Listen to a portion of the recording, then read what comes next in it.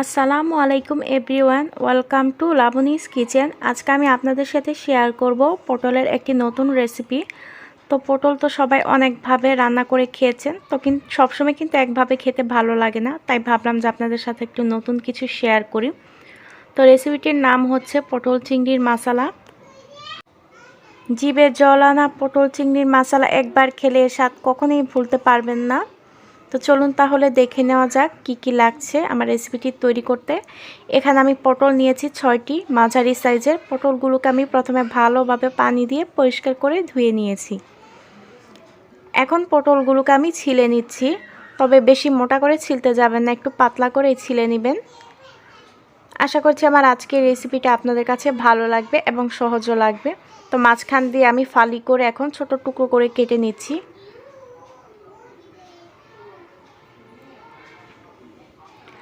তো রেসিপিটি ভালো লাগলে ভিডিওটিতে প্লিজ একটি লাইক দিতে ভুলবেন না। আর যারা এখনও নতুন আমার চ্যানেলটি সাবস্ক্রাইব করেননি, চাইলে আমার চ্যানেলটি সাবস্ক্রাইব করে নিতে পারেন এরকম নিত্য নতুন রেসিপি পাওয়ার জন্য।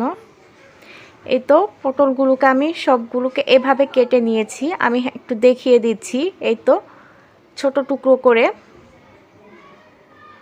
তারপর কিন্তু এই পটলগুলোকে আমি ভালোভাবে ধুয়ে নিয়েছি। ধুয়ে কিছুক্ষণ পানিতে ভিজিয়ে রেখে এখন আমি এটা সিদ্ধ করতে বসিয়ে দিলাম চুলাতে। এখন আমি একটা ঢাকনা দিয়ে ঢেকে দিলাম। তো প্রায় 20 মিনিট পর আমি পটলটাকে সিদ্ধ করা দেখিয়ে দিব কতটুকু সিদ্ধ হয়েছে। আর এখানে আমি চিংড়ি মাছ নিয়েছি ছোট টুকরো করে কেটে, ভালোভাবে পরিষ্কার করে ধুয়ে। এই তো দেখুন আমার পটলের পানিগুলো কিন্তু শুকিয়ে গেছে, পটলটাও সিদ্ধ হয়ে গেছে।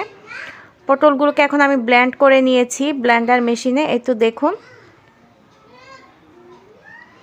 তো চুলাতে আমি একটা ফ্রাই প্যান বসিয়ে দিলাম। ফ্রাই প্যানটা গরম হয়ে যাওয়ার পর আমি এখানে তেল দিয়ে দিয়েছি, সয়াবিন তেল প্রায় 3 চা চামচের মতো। এখন 3টা শুকনা মরিচ দিয়ে তেলের সঙ্গে ভালোভাবে ভেজে নিচ্ছি। ভাজা হয়ে গেলে আমি এখানে পেঁয়াজ কুচি দিয়ে দিলাম 1 কাপের মতো। পেঁয়াজটাকে এখন ব্রাউন কালার করে ভেজে নিব।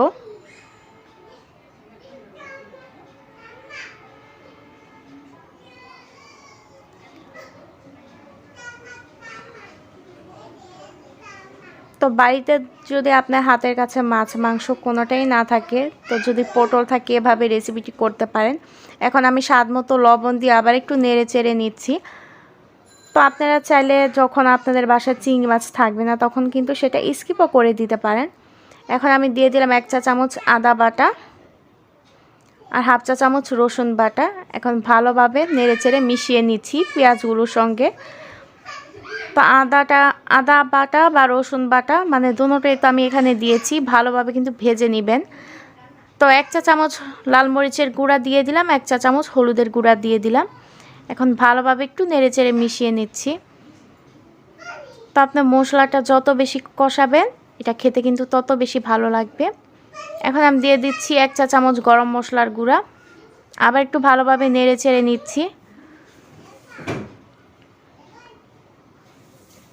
এখন আমি মশলাটা কষানোর জন্য এখানে 1 কাপ পানি অ্যাড করে দিলাম। আবার এখন ভালোভাবে নেড়েচেড়ে মশলাটা কষিয়ে নিব।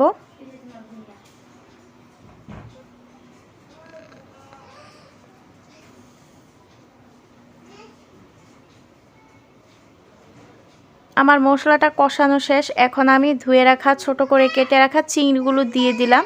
চিংড়িটাকে এখন ভালোভাবে মিশিয়ে নিচ্ছি মশলার সাথে। তো চিংড়িটাও কিন্তু কষিয়ে নিতে হবে। মশলাটা কেমনভাবে কষাতে হবে যেন এর মধ্যে কাঁচা গন্ধ না থাকে মশলা, তাহলে কিন্তু খেতে ভালো লাগবে না। এই তো মশলাটা আমার কষানো হয়ে গেছে।